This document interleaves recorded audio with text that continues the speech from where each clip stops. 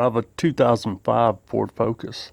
I think this tip would apply to 2001 all the way through 2010 Focus with the 2.0 liter.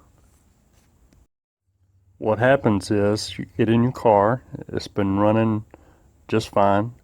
You go to crank it, you turn the ignition, and there's no cranking, no start. Your gauges work, and here's what you look for. First, you want to look and see if your anti-theft light is blinking with the key in the on run position. If it's blinking, look at your odometer next and see if the numbers haven't been replaced by dots and dashes. If that's the case, then this might help. So next, you want to raise your hood and you want to locate your fuse box, and you're going to look at the 20 amp maxi fuse. It's the big boy there in yellow on mine.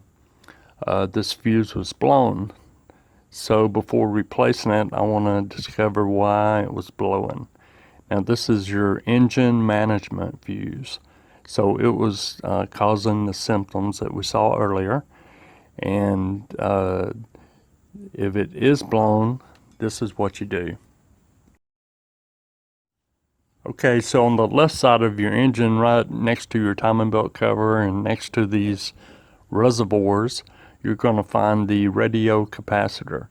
Now this device is plugged in. It's got a 12 volt and a ground, 2 leads. And on mine, what happened is the insulation on the 12 volt line had come off, broken, became brittle and touched the engine.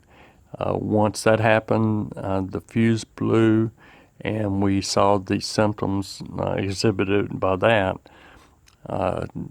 So the trick is to, in my case, just taped up the wire and remounted my bracket had broken. That's why it came loose in the first place.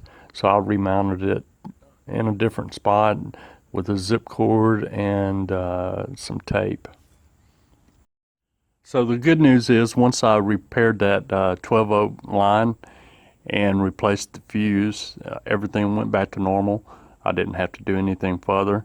The engine started up, and all was well. So if you're on the side of the road and you're looking for help, I hope this helped.